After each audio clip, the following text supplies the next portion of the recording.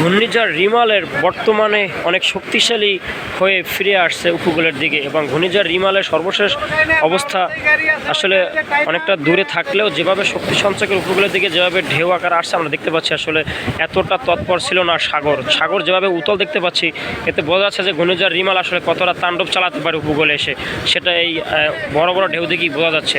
আর ঘূর্ণিঝড় রিমালের যে একটা বিষয় আপনাদেরকে বলতে চাই যে সেটা হচ্ছে যে ঘূর্ণিঝড় রিমাল সারা দেশে বিভিন্ন জায়গায় জোয়ারের পানিতে কিছুটা বৃদ্ধি হয়ে আসলে অনেক জায়গা তলিয়ে গেছে, তো সেক্ষেত্রে অনেক গ্রাম প্লাবিত হয়েছে, অনেক জায়গা প্লাবিত হয়েছে এবং দ্বীপ হাতিয়া ইতিমধ্যে বিচ্ছিন্ন হয়ে পড়ছে প্রায় ঘূর্ণিঝড় রিমালের তাণ্ডব শুরুর আগেই যেভাবে পানি উঠে তলিয়ে গেছে এবং যে অনেক জায়গা প্লাবিত হয়েছে তাতে বোঝা যায় যে আসলে ঘূর্ণিঝড় রিমাল এর ভয়ানক রূপ আসলে কতটা ভয়াবহ হতে পারে।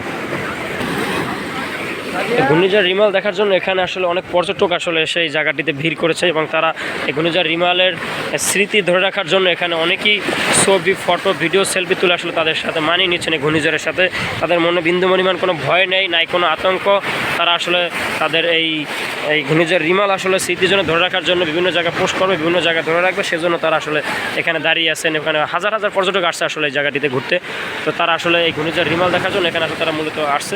দেখতে পাচ্ছেন কি বড় বড় ঢেউ, আসলে খুবই ভয়ঙ্কর ঢেউ আসছে ঘূর্ণিঝড় রিমাল, যেটা আসলে আমরা দেখতে পাচ্ছি ঘূর্ণিঝড় রিমালের সর্বশেষ অবস্থা। চট্টগ্রাম পতেঙ্গা সমুদ্র সৈকতে যে ঢেউগুলো আছড়ে পড়ছে তাতে আসলে বোঝা যাচ্ছে যে ঘূর্ণিঝড় রিমাল কতটা ভয়াবহ হতে পারে।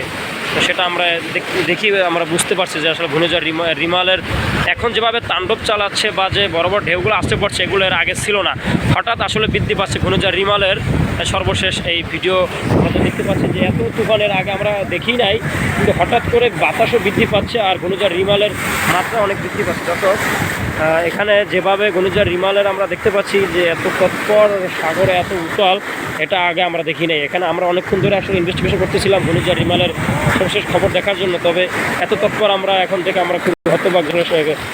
সন্ধ্যা এখনও হওয়ার পথে তার ভিতরে যেভাবে এই ঢেউ এবং যেভাবে বাতাসও বৃদ্ধি পাচ্ছে তাতে আসলে একটা বোঝা যাচ্ছে যে এটা উপকূলে আঘাত হানলে বা ঘূর্ণিঝড় রিমাল আসলে উপকূলে চলে আসলে কতটা ভয়াবহ হতে পারে। আর এখানে এই জায়গাটিতে এখানে প্রায় শত লাইটার জাহাজ ছিল, এগুলো আসলে সমুদ্রের আসলে তারা এই জায়গাটিতে সরে গেছে। তারা যখন সংকেত পেয়েছে 9 নম্বর বিপদ সংকেত পাওয়ার পর আসলে এই লাইটার জাহাজগুলো আসলে এখান থেকে তারা মহাসমুদ্রের ভিতরে চলে গেছে, কারণ মহাসমুদ্রের ভিতরে আসলে কিছুটা স্থিতিশীল থাকে এবং কিছুটা ঝুঁকি কম থাকে, যার ফলে এই লাইটার জাহাজগুলো মহাসমুদ্রের ভিতরে চলে গেছে।